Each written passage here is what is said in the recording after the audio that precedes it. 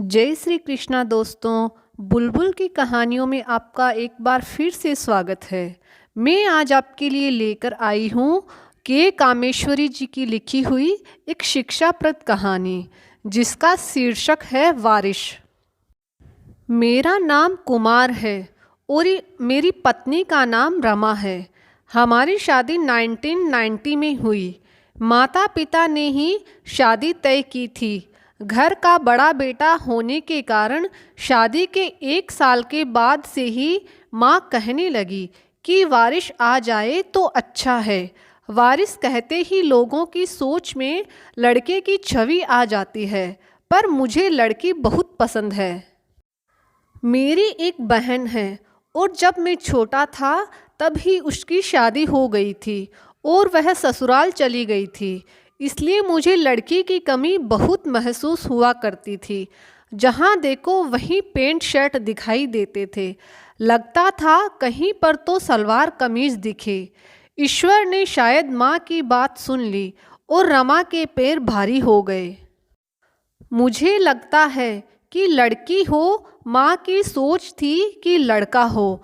खैर सही समय पर रमा ने बहुत ही सुंदर लड़की को जन्म दिया। माँ पहली बच्ची है इसलिए खुश हो गई कि कोई बात नहीं, अगली बार लड़का ही होगा। मैं खुश था क्योंकि मेरी बेटी बहुत ही सुंदर थी, 26 चिक्स की राइस की तरह। उसका नाम मैंने परिणीता रखा और उसे परी कहकर पुकारा करता था। उसके साथ में खूब खेलता था। 2 साल बाद फिर रमा माँ बनने वाली थी। इस बार माँ को लड़का ही चाहिए था, पर होने को कौन टाल सकता था। मेरी फिर लड़की हो गई। मैं तो खुश था कि दोनों बहनें एक दूसरे के लिए सहारा बन जाएंगी। उसका नाम मैंने सुहासिनी रखा। मेरे लिए तो दोनों 2 आंखें थी। बेटियां होती ही ऐसी कि हमेशा मेरे आगे पीछे घूमती थी। मैं भी उन्हें अपने कंधों पर बिठाकर घुमाता था।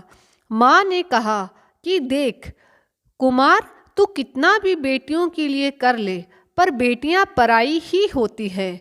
मेरी बात मान ले, एक बार और प्रयास कर, इस बार तुझे लड़का ही होगा। मेरा मन कह रहा है। हम दोनों की इच्छा तो नहीं थी, पर माँ की बात टाल नहीं सके और रमा फिर माँ बनने वाली थी। इसी बीच एक दिन मेरी चचेरी बहन मेरे घर आई जिसके बच्चे नहीं थे। इसलिए उसने और मेरे चाचा ने मुझे समझाना शुरू किया कि तू प्राइवेट कंपनी में काम करता है, 3 बच्चों को कैसे पालेगा। इसलिए अगर तेरी तीसरी भी बच्ची हुई तो मुझे दे दे, मैं पाल लूँगी। तेरी दोनों बेटियों की शादी मैं तेरी मदद भी कर दूँगी। चाचा ने जो बात कही उससे मेरा दिल बहुत दुखी हुआ कि अपने ऐसी बात कैसे कह सकते हैं। उसने कहा क्या हो जाएगा कि पापा के बदले में मामा बुलाएगी तुझे। मुझे ऐसा लगता है जैसे वे मेरी धज्जियाँ उड़ा रहे हैं कि तू अपने बच्चों की परवरिश कर ही नहीं सकता है। मैंने फैसला किया कि मेरी तीसरी बार भी लड़की हुई तो भी मैं अपने बच्चों को किसी को भी नहीं दूंगा, क्योंकि मेरे ख्याल से अपने बच्चे को किसी और के हाथों में सौंपना बहुत ही मुश्किल का काम है। सही समय पर रमा ने लड़की को जन्म दिया जिसका नाम मैंने सौम्या रखा है। माँ सर पकड़कर बैठ गई कि मेरी जिद के कारण तुझे 3 लड़कियों का बोझ उठाना पड़ेगा, पर मैंने उन्हें कभी बोझ समझा ही नहीं। रमा के या मेरे घर के संस्कार ही समझें कि मेरी तीनों बच्चियां एकदम सुंदर और सुशील निकली। कभी भी किसी भी वस्तु के लिए या कपड़ों के लिए जिद नहीं करती थी। जो मिल जाता था ले लेती, जो मिल जाता पहन लेती थी। रमा भी स्कूल में पढ़ाती थी, मैं भी नौकरी करता था। धीरे धीरे मेरी बच्चियां बड़ी होने लगी। परिणीता ने इंजीनियरिंग किया और नौकरी करने लगी। सुहासिनी ने बीबीए किया और नौकरी पर लग गई। सबसे छोटी बहन की देखभाल दोनों बड़ी बहनें कर लेती है।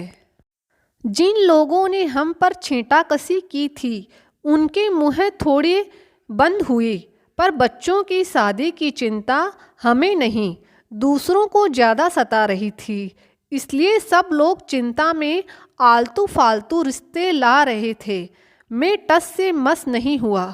मुझे मालूम था कि मेरी बच्चियों की किस्मत ज़रूर अच्छी होगी। आप लोगों को विश्वास नहीं होगा, एक दिन मेरी परी के लिए रिश्ता आया। सीए किया हुआ लड़का था। वे लोग 2 भाई थे। यह बड़ा लड़का था। प्रवीण अच्छी कंपनी में काम कर रहा था और बिना दहेज लिए ही उसने मेरी परी से शादी करने की मांग की। मैंने खुशी खुशी उसकी शादी धूमधाम से कर दी। दूसरे ही साल मेरी दूसरी बेटी सुहासिनी के लिए भी एम.टेक करके इंजीनियरिंग कॉलेज में लेक्चरर था। सुहास, उसके घर से रिश्ता आया और उसकी शादी भी मैंने धूमधाम से कर दी। इस तरह मेरी दोनों बेटियों को अच्छा ससुराल और अच्छे पति मिले। तीसरी लड़की छोटी है।